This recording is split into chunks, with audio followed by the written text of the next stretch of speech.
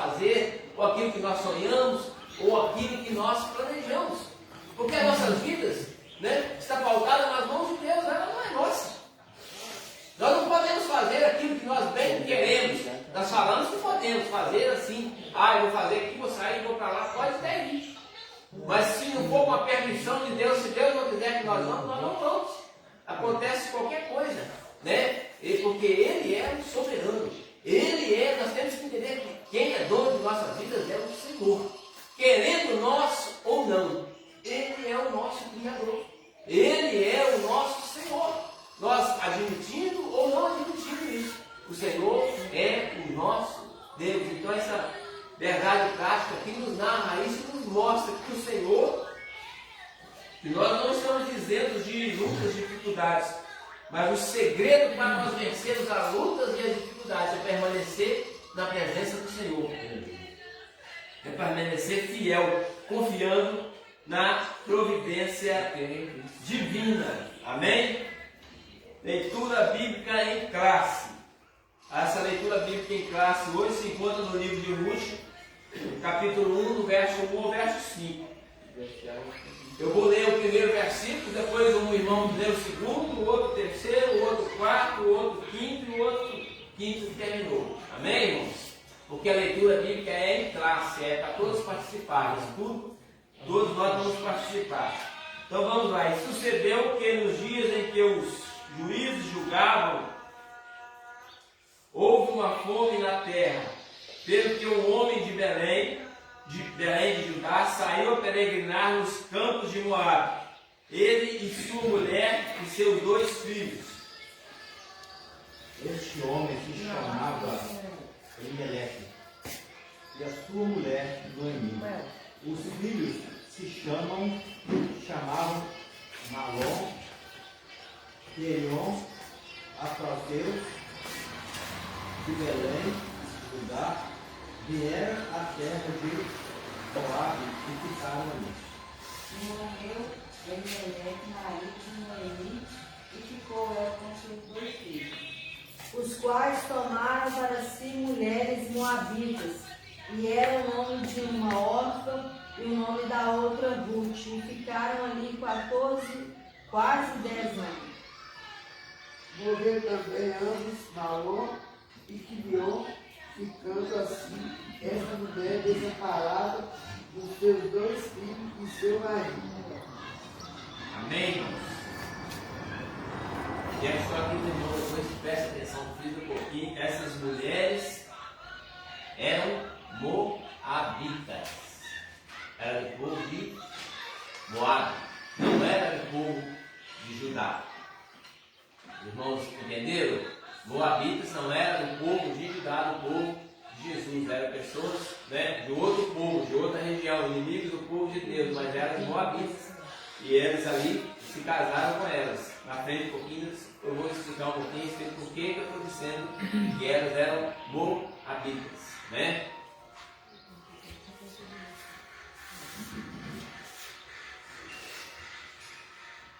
É uma hora de pouco. Introdução. Vou encontrar aí. Diz assim: o livro de Ruth se destaca não apenas por sua beleza literária, mas principalmente pela profundidade espiritual de sua mensagem, fonte de inspiração para judeus e cristãos ao longo dos séculos. O livro narra uma história de uma amizade, amor e redenção, uma extraordinária demonstração de como o Todo-Poderoso trabalha em meio às crises para cumprir seus desígnios eternos. Ele transforma tristeza em alegria, perda em ganhos, derrotas em vitórias. Ruth nos apresenta Jeová Jireh, o Deus que provê. Amém, irmãos? Olha só que maravilha, né? Ele transforma tristeza em alegria, perdas em ganhos, derrotas em vitórias. Então o nosso Deus, ele é maravilhoso. Então aí, número 1 aí, vai assim, a organização do livro. Todos encontraram aí, tá certinho? Na Bíblia, número 1, na Bíblia hebraica, o livro de Ruth pertence à terceira divisão ou seção de Tanakh. A Bíblia hebraica é composta apenas dos livros do Antigo Testamento na Bíblia cristã. Essa terceira seção é chamada, não sei se o nome tem, os irmãos estão lendo, não vou falar. Continua aí, sempre lá. A primeira seção é o Torá, Pentateuco, e a segunda é Levim, Profetas. Dentre os escritos, que são 11 livros, estão os Megiló, 5 rolos, livros curtos, lidos profundamente nas festas judaicas anuais, Cântico dos Cânticos, Ruth, Lamentações, Eclesiastes e Esther. Em função de narrar fatos ocorridos durante a colheita, a leitura litúrgica de Ruth era tradicionalmente feita durante o Shavuot, Pentecostes, a festa da colheita. Então esse livro de Ruth era lido lá na época, sempre na festa da colheita, porque nós vemos que narrar aqui, né, vemos que a respeito de colheita, quando Ruth estava lá colhendo as espigas, né, apareceu lá o pretendente dela, então nós vemos que toda vez dessa tipo de festa da colheita era narrada o livro de Ruth. 2. Na Bíblia cristã, enquanto a Bíblia hebraica está dividida em 3 seções, Pentateuco, Profetas e Escritos, o Antigo Testamento da Bíblia cristã é composto de 4: Pentateuco, poéticos, históricos e proféticos. Ruth está categorizado como um livro histórico, por seu evidente gênero narrativo, mas é identificado também por sua extraordinária beleza poética, empregando o estilo de linguagem próprios do hebraico clássico. O autor expõe aspectos subjetivos da vida dos personagens. A obra está organizada em 4 capítulos, somando 85 versículos. Então aqui fala a respeito da Bíblia cristã e a Bíblia hebraica, né? São as mesmas coisas, muda só as posições ali das opiniões da Bíblia. 3. Autoria e data. Há uma diversidade de opiniões entre os eruditos acerca da autoria e data do livro de Ruth. Samuel é o autor mais provável. O Talmud, obra milenar de regulamentos e tradições judaicas, atribui a ele a autoria. A forma de como o autor se refere a Jessé e Davi parece indicar contemporaneidade e familiaridade com os personagens, o que também aponta para Samuel. Além disso, as características gerais da obra indicam uma atmosfera própria do início do período da monarquia de Israel. Sendo assim, o livro teria sido escrito no século X antes de Cristo. Tinha 10, né? Agora em Romano aí, é o 10. Estou da escola aí, velho. Irmãos, então nós vemos aqui o livro de Ruth. Conta a história, né, de uma. Tem na revista uma história muito bonita entre a nora e a sogra. Né? No estudo passado, o pastor já falou algumas coisas a esse respeito. Né? A nora amou simultaneamente, singelamente a sogra, né, depois que o marido morreu. Né? Eram duas, uma preferiu voltar para sua terra de Moab, a outra preferiu continuar com a sua sogra, né? Porque os filhos morreram, os 2 filhos, então ficaram viúvas e uma decidiu voltar, a outra sogra também liberou para voltar. Mas por causa desse amor, dessa comunhão, ela preferiu ficar com a sogra dela e continuou ali, necessariamente com a sua Noemi, após o falecimento do esposo de Ruth, filho de Noemi, essa orientou a sua nora a retornar, mas ela preferiu ficar com ela. A terra nativa, Moab. Ruth, a Moabita, não concordou e deixou sua sogra, de modo que a seguinte declaração mostra a profundidade do compromisso dela com a mãe e seu saudoso esposo. O teu povo e o meu povo, o teu Deus é o meu Deus. Então ela, quando ali se uniu ao filho dela, ela passou a ter parte naquele povo. Por isso eu disse no início, irmãos, quando ali disse que ela era moabita, então quando ela se uniu ao filho ali de Noemi,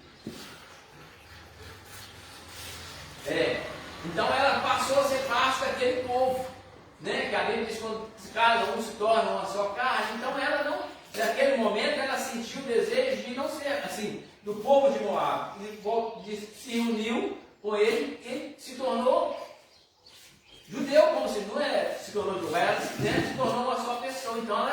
Então mesmo nos tempos antigos, irmãos, aquela pessoa tinha a oportunidade de ser de um povo extremo e de se converter, de aceitar o Deus, de conhecer o Deus de Israel, né, de ouvir falar, de participar das comemorações do povo de Israel. Então era possível também se converter, e aqui ela preferiu o quê? Seguir ali a sua sogra e continuar na sua caminhada com o povo de Deus, como o povo de Deus.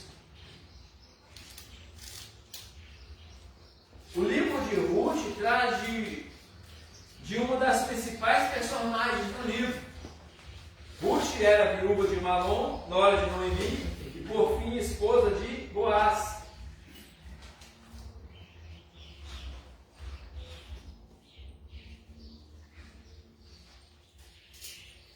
A etimologia de seu nome não é clara, embora alguns tentem a ligar o nome à amizade. Não tem não, irmãos, é isso aí, então, só na minha revista aqui. E é diferente, porque a minha tem algumas coisas, que é a revista do professor. Eu sou professor, não é do professor. Então aqui, essa aqui, mas aí vocês não vão encontrar aí não. A etimologia do seu nome, está falando sobre o nome dela. Não é clara, embora alguns tentam ligar o nome à amizade, associado como vendo, apesar de Ruth ser mencionada com frequência, especificamente como a Moabita, como eu já disse aqui, várias vezes nas páginas desse livro, e mais uma vez na genealogia de Messias. É surpreendente que este livro notável traga o seu nome no título. Ruth não era israelita. Eu acabei de falar que Ruth não era do povo de Israel, ela era moabita, mas ela tem o nome dela no livro, né? Na palavra de Deus, porque ela se tornou uma mulher de Deus.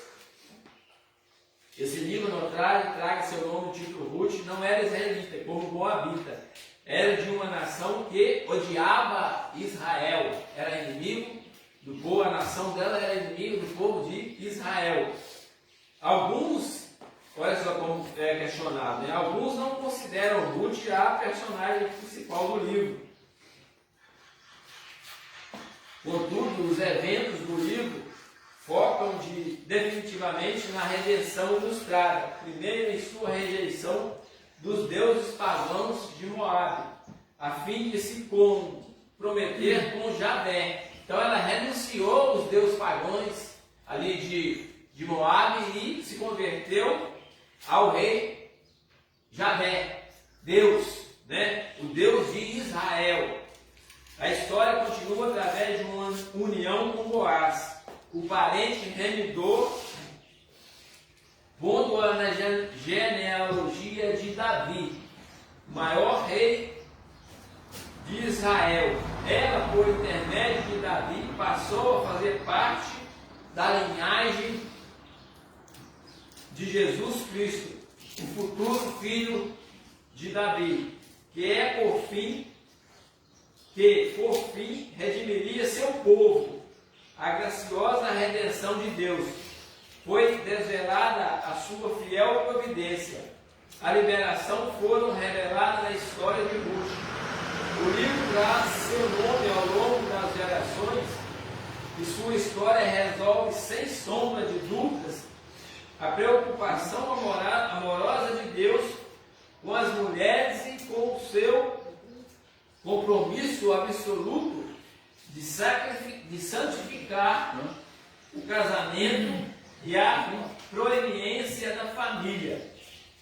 Então aqui Deus se agradou dela, né, do compromisso, aqui ó, a preocupação no longo das gerações, sua história resolve sem sombra de dúvida a preocupação amorosa de Deus com as mulheres e seu compromisso absoluto com a santificação do casamento e providência. Então Deus, desde o início dos tempos, Deus, quando fez o homem, fez a mulher para se unir o homem e a sua mulher e tornar-se uma só carne e constituir a família. Então a mulher é providência de Deus também, né? Apesar de Deus ter feito o homem primeiro, fez a mulher, mas não há diferença, né? Nós temos o ensino que diz que, né, Deus, o homem é o cabeça da casa, é o chefe, sim, a palavra diz. Mas a mulher é sua ajudadora.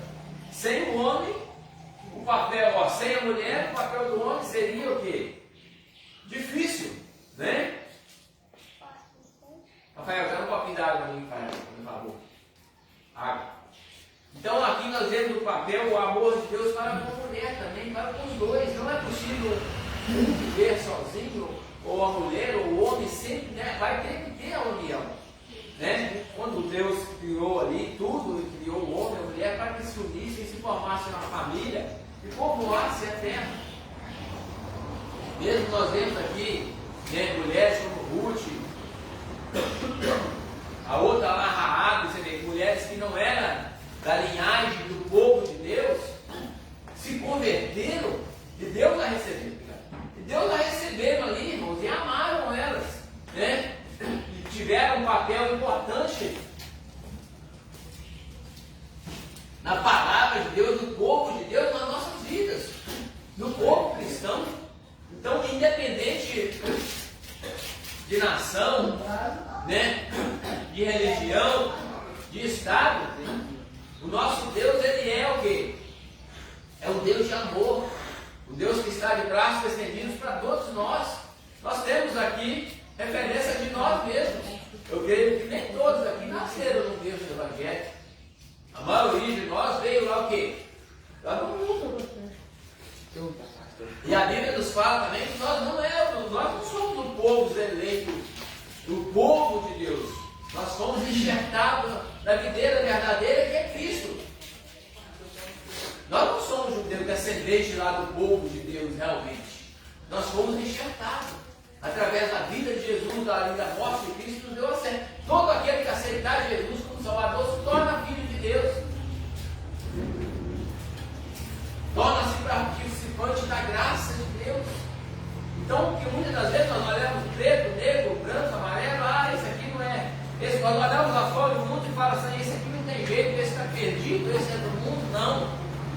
Para Deus não há acepção de pessoas, Deus não faz diferença. Nós vemos antigamente tinha o povo moab, que era o povo que era contrário ao povo de Deus, era inimigo, que eles ganhavam, queriam posse e não abriam mão, era um povo idólatra que tinham vários deuses, eram considerados, né, o povo inimigo do povo de Deus, porque eles guerreavam contra o povo de Deus. Mas aqueles que se convertiam, que queriam mudar de vida, que ouviam a palavra do povo de Deus, aceitavam, mudavam. E Deus recebia todos. Deus não rejeitou ninguém, não rejeita ninguém até hoje. Por isso nós estamos aqui, porque nós somos aceitos pelo Senhor. Nós falamos muitas vezes que nós aceitamos Jesus. Não é nós que aceitamos Jesus, Jesus é que nos aceitou. Porque pela infinita misericórdia dele, ele morreu e nos deu livre acesso. Nos deu livre acesso ali a estar a estar diante dele, estar aprendendo a palavra dele, e o acesso à salvação. Então a importância de nós lermos a Bíblia e aprender aqui nesse livro, né, de Ruth que nós estamos vendo hoje, que ela era uma mulher inimiga do povo de Deus, do povo inimigo do povo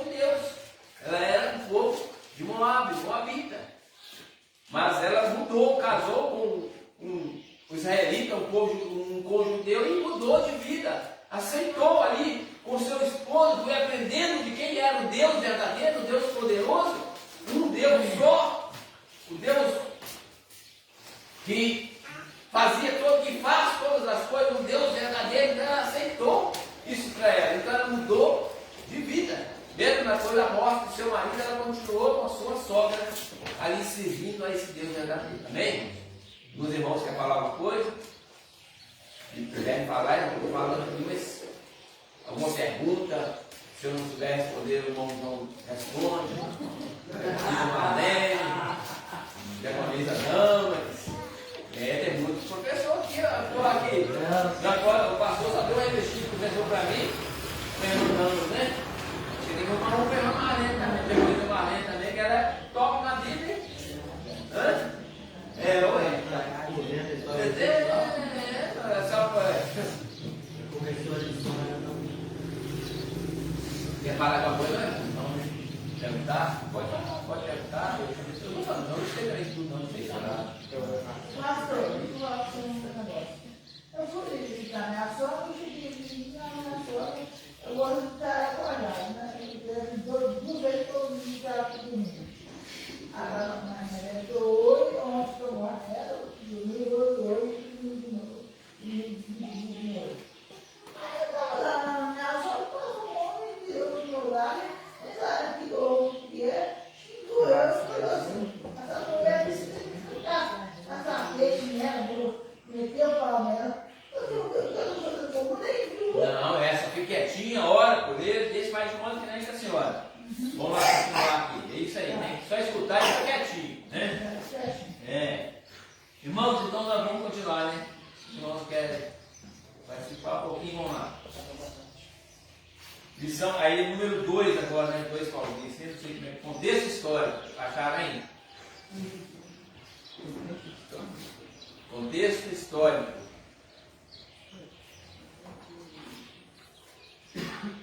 O tempo dos juízes. Leia para mim, irmão. Tá bom, garganta? Leia esse número 1 aí. Depois eu vou passar para alguém ler depois, viu? No tempo do juízo, não há uma data precisa para os fatos narrados. Sabemos que ocorreram 3 gerações antes de Davi. No dia do juízo, esse período durou mais 3 séculos. Começou depois da morte de Josué, por volta de 1375 a.C. e se estendeu até o início da monarquia de Israel, com a ascensão de Saul ao trono. Foi marcado por uma grande anarquia, em uma profunda apostasia e infidelidade do povo hebreu.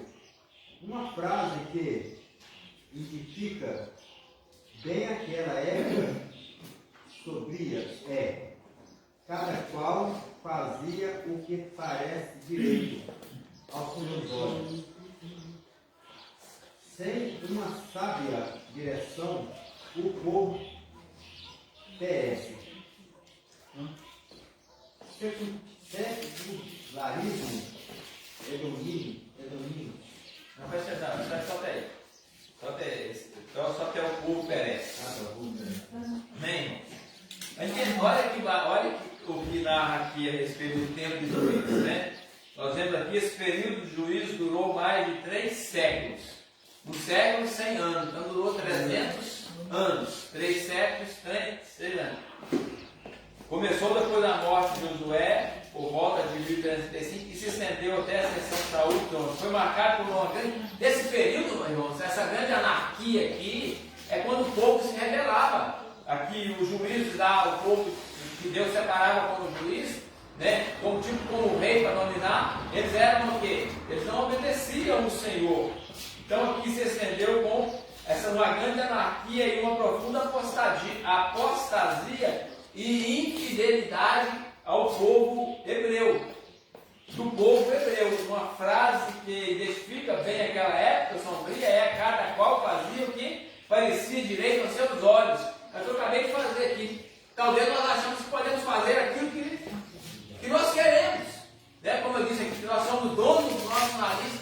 Naquela época o povo hebreu lá queria fazer conforme a vontade deles, começou a participar das idolatrias, das outras orgias lá. Então houve uma época de muita o quê? Anarquia, bagunça, virou bagunça. O povo ali não queria mais servir, andar nos caminhos do Senhor. Então, esse período foi um período difícil, um período da anarquia, como diz aqui. A infidelidade, quando nós passamos de servir ao nosso Deus e começamos a servir a outros deuses. Cada qual fazia o que parecia direito aos seus olhos. Sem uma sábia direção, o povo perece. Sem um rumo, irmãos. Nós sem direção, sem um objetivo, nós perecemos. Nos dias de hoje atuais, eu vou fazer isso, mas sem uma direção, sem um conhecimento, eu começo a fazer e me deparo com tantas dificuldades que eu não consigo fazer aquilo que eu talvez planejei de fazer, um planejamento mal planejado. O que é um planejamento mal planejado? Eu vou para Caratinga, vou pegar meu carro e vou para Caratinga. Mas o tanque do carro está vazio. Eu vou chegar lá, não? Eu vou, eu posso. Mas para mim chegar lá eu tenho que pôr combustível. Então é um plano mal. Eu quero ir, mas não tenho condição de ir. Então é isso que acontece. Quando nós queremos fazer algo, eu vou lá pro. Como é que chama o pé da menina lá? São José da Pé da Menina lá, como é que chama o lugar lá? Cidade perto lá? Espera isso. Vou lá para São José da Pé da Menina. Lá é um frio, é uma altitude doida. Lá perto do Pico da Bandeira. Gelado. Se eu sair daqui e vou para lá de camiseta, eu vou chegar lá e vou encantar. Porque lá é frio de abaixo, tem vezes que está abaixo de zero.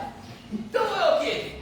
É algo mal planejado. Eu sei que lá é frio. Se eu vou para lá de camiseta e de short, eu vou sentir frio. Então as coisas, irmãos, na nossa vida só dão errado porque o mau planejamento, né? Eu sei que está nessa época de frio, igual está frio hoje, eu não sei tudo aqui. Eu senti frio, mas eu não vi, se eu sentia frio, a pessoa sabia que eu ia sentir calor. Mas então, quando nós fazemos algo, irmão, sem planejamento, principalmente sem a direção de Deus, nós vamos, como o ditado lá fora, nós vamos dar com os burros na água. Nós não vamos conseguir concluir. E nós vemos aqui nesse período aqui o povo que pereceu e sofreu. Houve uma época de anarquia porque largaram as coisas de Deus e começaram a agradar Baal, a outros deuses, a adorar outros deuses, o quê? E não chegaram a lugar nenhum. Nós sabemos que não chegamos a lugar nenhum. Como eu disse no início, o Deus, nosso Deus, é dono de nossas vidas. Nós não somos donos, nós temos que entender isso. Quem comanda as nossas vidas é Deus. Ele nos dá a oportunidade de nós planejarmos, estamos aqui na terra, fazermos aquilo que nós queremos. Ele nos dá a oportunidade, mas é debaixo da proteção dele, debaixo da mão dele. Né? Então nós não podemos achar que nós somos donos de nós mesmos. Porque muitas vezes nós achamos, eu estou aqui na frente hoje, eu sou maior que o diácono João, eu sou maior que o irmão, eu sou maior que o irmão lá, que eu estou aqui na frente, não. Sou maior que ninguém. Nós somos todos iguais e muitas vezes quem está na frente é o menor ainda. Então nós não podemos ser soberbos, achar que eu sou eu fiz isso, eu faço aquilo, nada. Quem fez isso? Quem faz isso? Aquele que quando dá uma oferta lá, pega lá uma nota de 200 e põe aqui, antes de pôr ela, se levanta ela lá em cima assim. Pega lá sua é de 200, hein? E põe aqui. Quem fez isso? Os fariseus que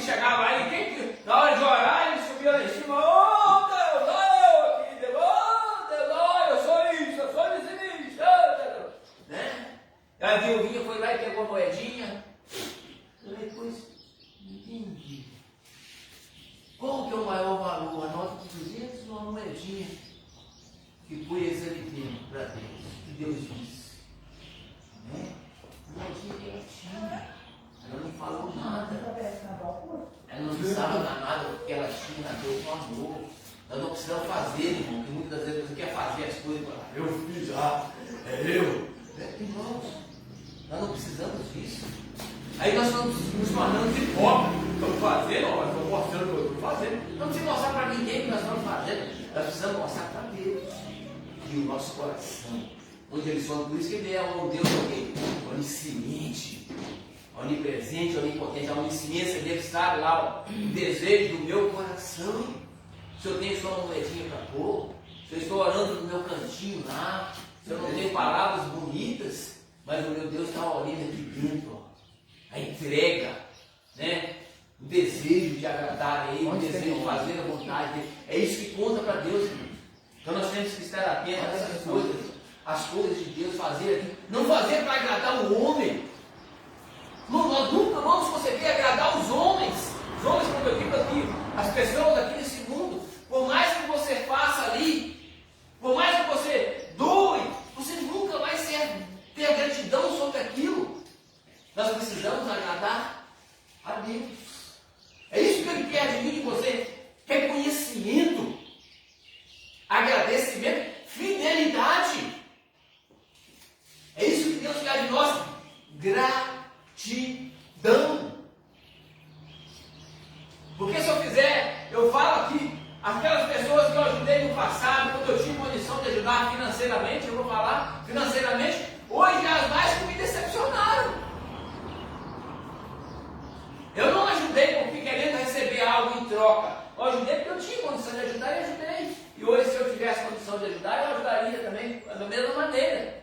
Mas, assim, se for olhar nos olhos humanos, as pessoas que mais nos apunhalaram pelas costas. Então, o ser humano, infelizmente, como nós precisamos parar com esse negócio de querer algo fazer, porque eu estou agradando o pastor, estou agradando que nós temos que agradar a Deus. Sim, nós devemos respeitar o pastor, respeitar os irmãos. Puder estender a mão por irmão, nós devemos estender também. Porque a Bíblia diz que é melhor nós darmos do que emprestarmos. Se você tiver para dar, você dá. Melhor do que emprestar.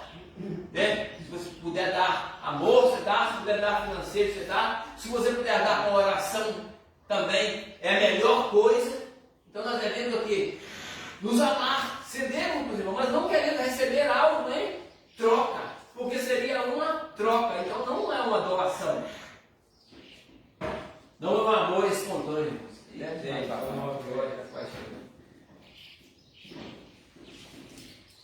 Então, irmão, nós vemos aqui desse, olha que coisa maravilhosa esse texto. Número 2. Alguém lê para nós aí, para poder entender?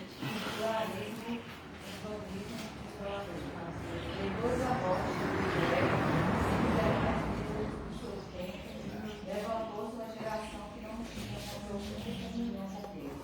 Não conhecia o que ele havia feito ao povo dele. Israel cedeu ao estilo de vida pecaminoso dos cananeus e foi atraído à adoração de seus deuses.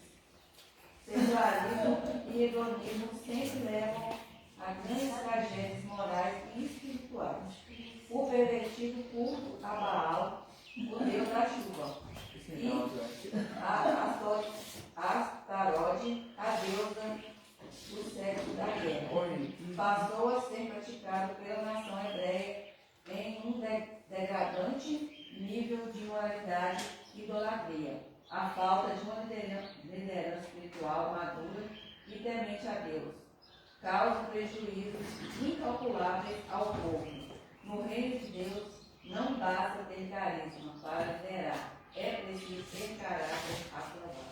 Amém, irmãos? Eu acabei de falar aqui tudo assim. Precisa ter um líder. Quando o povo ficou lá na morte de Josué aqui, o povo pereceu. É a mesma coisa na igreja. Nós precisamos ter um líder na igreja. Nós temos um pastor que é o líder. Na falta do pastor hoje tem eu, tem irmã Dante da escola, tem o Diácono João, tem a Evangelho Marlene. Então, nós sempre temos que ter um para suceder o outro. Né? Aqui na morte de Josué, o povo pereceu. Não teve mais ninguém de pulso ali para poder tomar a frente do povo de Deus. Então o povo pereceu, passou ali o quê? Né? Adorar outros deuses. Então Ficou aquele período ali sem. Pode falar, não, no reino de Deus não basta ter carisma para liderar, é preciso ter caráter aprovado. Né? É preciso ser pessoa que é de liderança, pessoa ungida, restaurada por Deus, dirigida por Deus, para estar na frente de qualquer situação, irmãos. De qualquer congregação, nós precisamos a liderança, né, de um povo. Aqui está falando de um povo, o povo de Deus. Aqui nós temos, né, trazendo para os nossos dias, a liderança de um evento tem que ser uma pessoa de caráter, né, uma pessoa que caráter aprovado, ser escolhido por Deus, ter idoneidade, estar, né, na frente dele, para nós olharmos e termos aqui uma postura. Vamos seguir fulano, assim, na tradução, nós temos o nosso líder maior, é o Senhor, mas aqui na terra nós temos o pastor para seguir, mas tem que ser, não é que eu falar, eu quero ser pastor, eu vou ir para a igreja, eu vou ficar na frente aqui, abrir a igreja e ser pastor, não é? Nós vemos muitos fazerem isso. Vou para frente da igreja, que eu vou abrir a igreja, que eu vou ser pastor, não é assim, não é da boca para fora, não é fazendo assim. Tem muitos que falam, mas não é isso. Porque muitos têm a igreja como o quê? Uma fonte de renda. Muitas igrejas se abrem, tem muitas igrejas, então, glória a Deus, tinha que ter uma igreja em cada rua, não tem problema, não tem. Mas a consciência de muitas igrejas que abrem é para ter o quê? Financeiro, para ter uma liderança. Só um minutinho, não tem cada horário, só um minutinho, tá? Dando uma coisa, só um minutinho, depois você fala. Só dar uma cafezinha ali. Rapidinho, porque senão vamos passar do horário. Então os irmãos entenderam, né? Então precisamos de liderança. Né? Todos nós precisamos de um líder. Né? Como na casa tem um homem que é o líder, é o cabeça, não que a mulher não seja líder também, ela é líder também na casa, mas ela é ajudadora com seu marido. 3. Quem leu 3 para mim? A apostasia tornou Israel presa fácil de seus inimigos, que atacavam e saqueavam suas cidades e terras, e mantinham fogo sobre o opressor dos outros feridos. Afligia a nação, clamava a Deus, e o Senhor levantava os juízes para libertar o seu povo. Esses juízes não eram magistrados civis como o que conhecemos hoje, que julgam em fóruns de tribunais. Eram libertadores, geralmente líderes militares como Otiniel, Baraque e Gideão, poderosamente usados por Deus para julgar a causa de Israel, livrando-o de seus opressores, apesar dos repetidos ciclos de infidelidade da nação. Deus ouviu os gemidos do seu povo em seus momentos de dor e aflição. O Senhor é longânimo e cheio de misericórdia. Ele ouve os que a ele amam. Amém, irmãos? Então nós vemos aqui que mesmo nesse tempo difícil, Deus levantava homens, né, como eu disse aqui, esses juízes, como Otiniel, Baraque e Gideão, para quê? Para governar o povo, porque era preciso, porque senão eles ficariam perdidos, né? Porque todas as vezes, nós vemos lá atrás no livro de Juízes, aí, todas as vezes que Deus levantava lá um rei, que o rei se desviava do caminho do Senhor, Israel perdia. Israel era derrotado, né? Todas as vezes que entrava um rei que passava a praticar a idolatria, o povo de Israel sofria. As nações inimigas viam, guerreavam e possuíam as terras de Israel. O povo de Israel se tornava cativo. Deus levantava um outro rei novamente, porque antes Deus era o rei. Isso passava, o povo queria um rei humano. Deus deu ali Saul ali. E nós vimos o que deu. Então daí para cá ficou aquela luta, irmãos. Então era um rei atrás do outro rei, um período governava. Aquele período que o rei, se nós dentro do livro de Juízes, o período que o rei estava lá, servia a Deus, ele prosperava. A nação de Israel crescia e prosperava. Mudava aquele rei, morria, vinha um sucessor e passava a adorar outros deuses, deixava infiltrar o quê? Né? As coisas do mundo, a idolatria. Aí o rei caía, o povo perecia de novo, voltava àquela decadência de novo, o povo caía de novo. Mesmo assim, Deus estava lá, levantava o outro rei, a nação ali subia novamente. Então, irmão, viviam aquele período. Nós vemos o período aí de 400 anos cativo lá do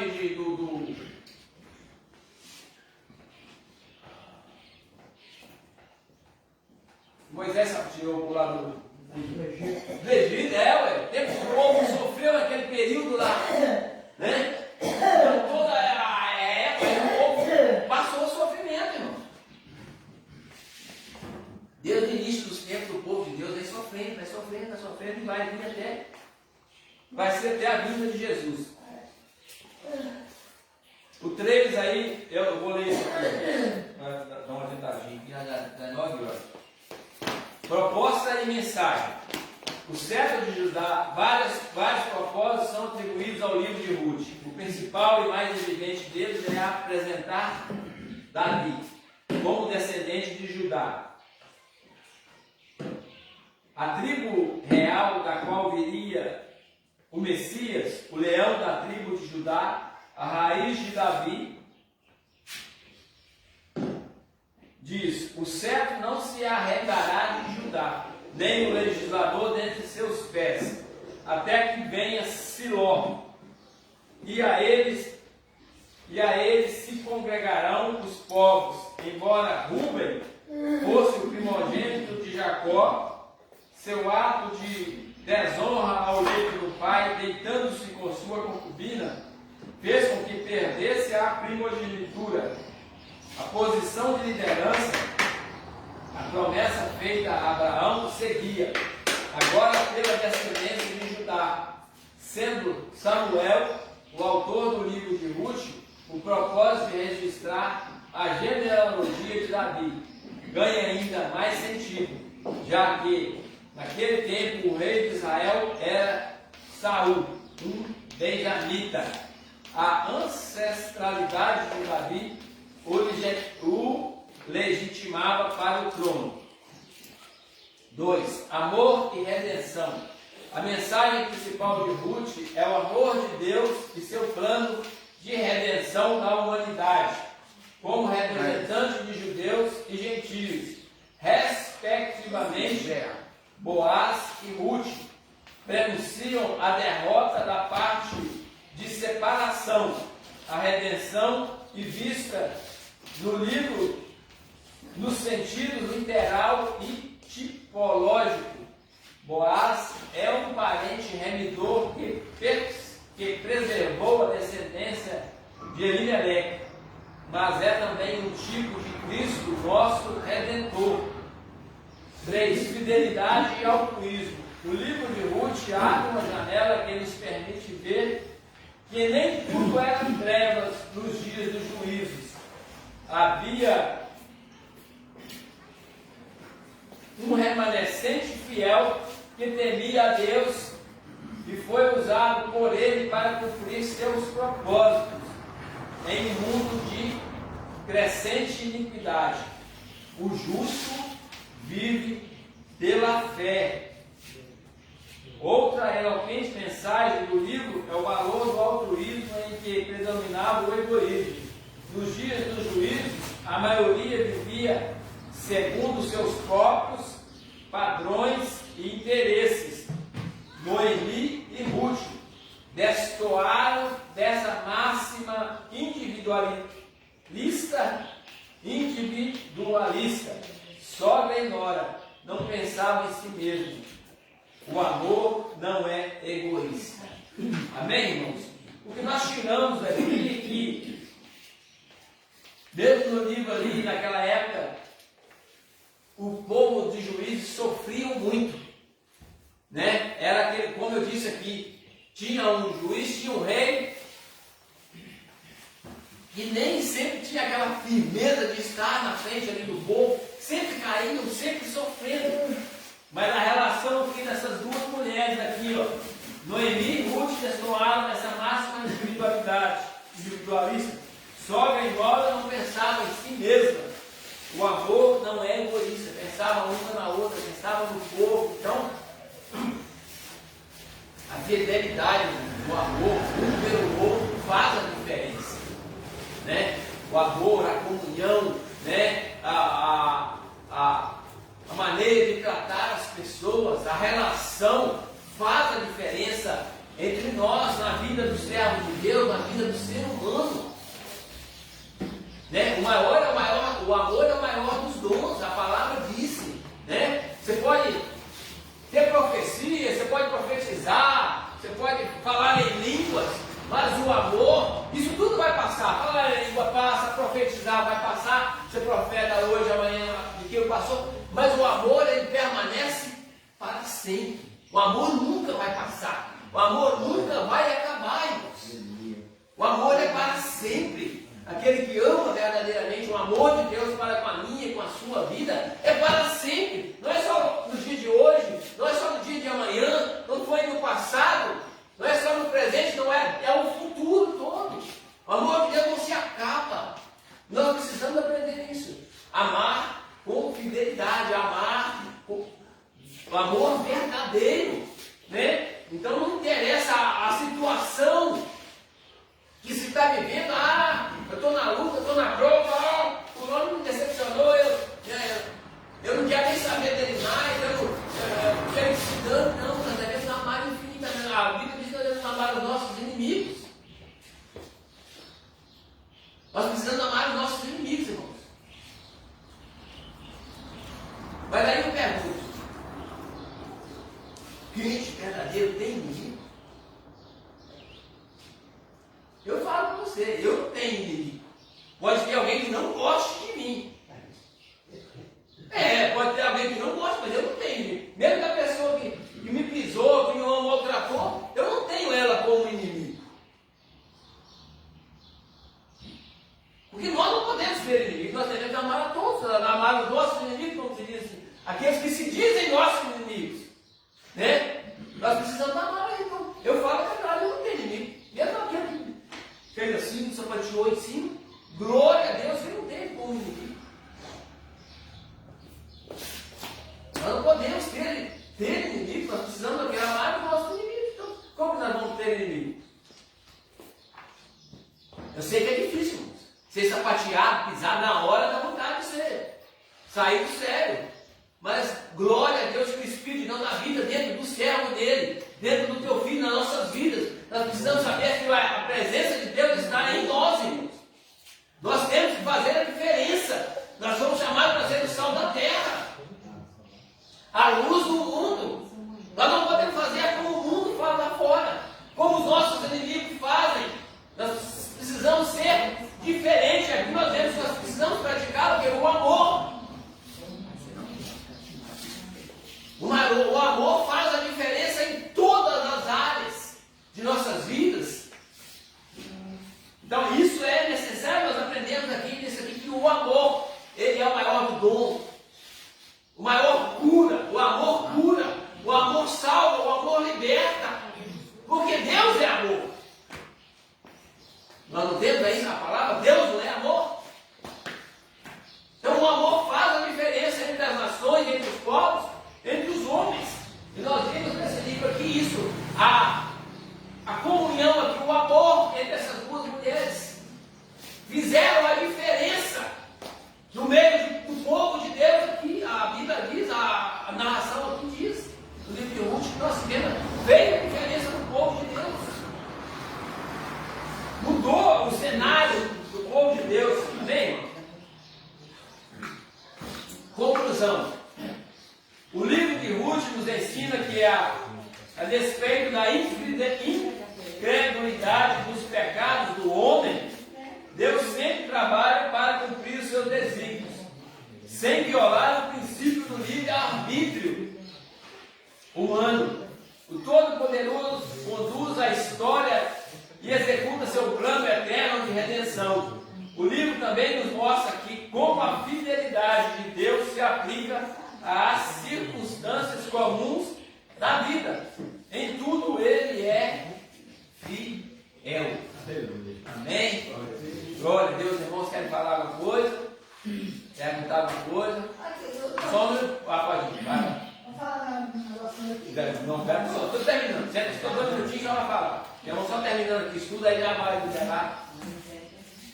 Hã? Vamos com água, vai até pergunta. As perguntinhas, vou fazer as perguntinhas.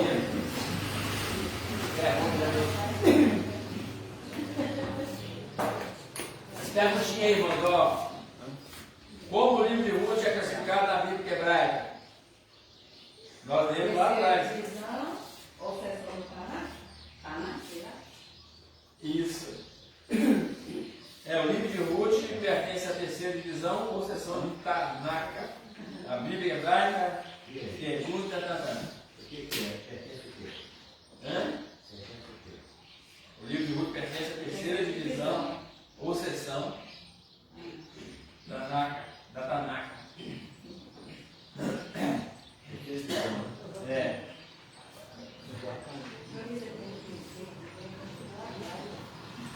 Tudo a resposta dela foi tudo. 2, ó, vamos lá. Como e por que o livro é caracterizado na Bíblia cristã? Nós lemos lá atrás também.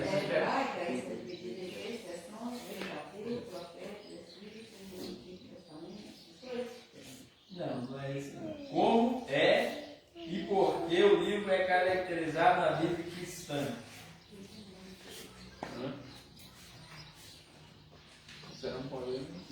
Na união dela, a sogra Nora.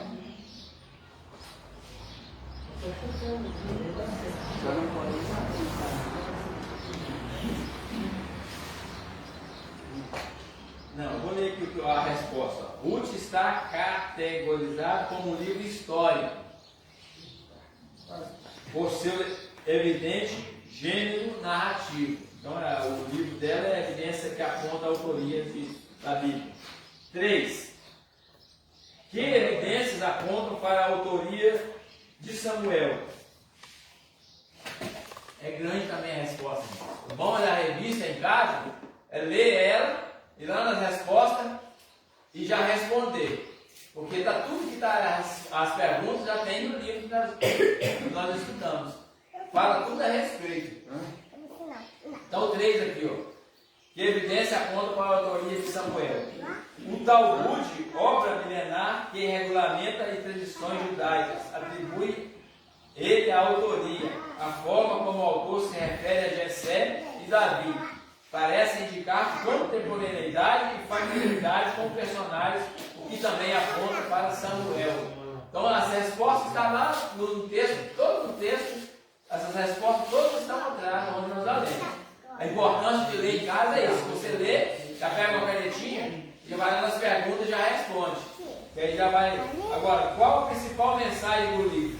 É grande também a resposta. Não, vou pegar o amigo.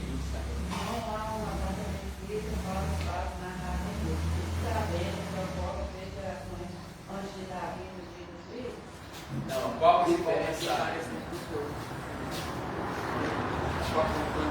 Você pulou 4, vários propósitos são atribuídos do livro. O principal e mais evidente dele é apresentar Davi como descendente de Judá, a tribo real da qual veio Jesus. Exatamente. Exatamente. Então, o importante da revista em casa é que nós lemos, né? Se não tem fim, lê, vai lá nas perguntas, aí você vai achar lá atrás. Talvez você está muito. Não quer ler tudo, assim, está meio apressado, vai nas perguntas e vai lá atrás para procurar a resposta. Todas as lições, as perguntas estão dentro do texto. Todas as perguntas estão dentro do texto, tá bem? Relatório.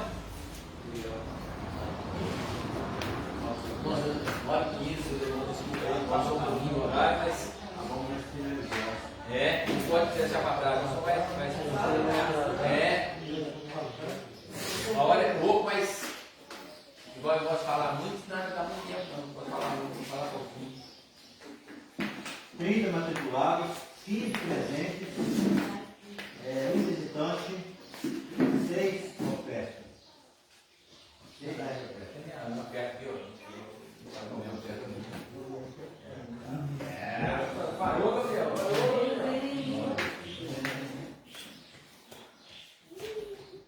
Então, irmãos, ó, 30 matriculados, 15 presentes e visitantes. Tá meio, 50%, nós tem que passar dos 50%, mas 15 ausente, 15 presente, 1 visitante e 16 ofertas. Então, glória a Deus, nós temos mantido essa média aí, nós temos mantido 50% para cima. Nós faltou o pastor, o Dimira, Nicole, a Sandra, o Sandinho, ele está na roça que eu aprendi, mas Sônia, com a Sônia, com a Niquinha, né? Então faltou. Então, nós temos que manter. É bom os estudos. Assim, a revista é bom. A gente lê em casa, você tem que chegar aqui e perguntar. Porque se você lê alguma dúvida, chega aqui para perguntar para o pastor, tem que ser para nós respondermos. Amém? Logo mais temos culto à noite. Os irmãos venham, né? Participar do culto hoje à noite. Vai ser bênção pura. Amém? Vamos colocar de pé. Poxa, mulher. José Bonito Maranhas está orando para terminar o nome de Sucesso, irmão. Senhor, meu Deus, Pai meu amado, Pai. obrigado a Deus. Obrigado por mais oportunidade de estar aprendendo mais um pouco da tua palavra. Glória a Deus. Senhor, Muito obrigado, Deus, por essa manhã. E meu Pai, aprender cada dia mais de ti, ó. oh Deus, muito Deus, obrigado. obrigado por tudo que o Senhor tem feito por cada um de nós, por nos permitir estar aqui, ó Pai. Mais uma vez. Que o Senhor nos dê segurança dos nossos lares. E muito obrigado por cada um que está aqui presente. E Deus nos aumente o Senhor ganhar para cada um de nós. Em nome de Em nome de Jesus. Até agora está, né? Graças do nosso Senhor e Salvador Jesus Cristo e as doces consolações do Espírito Santo de Deus sejam com todos, não somente hoje, mas para todos sempre. A igreja comprada pelo sangue do Senhor Jesus, diga amém. Estamos terminados em nome de Jesus. Deus abençoe a todos. Em nome de Jesus. Toma um cafezinho aí, ó. Você pegou.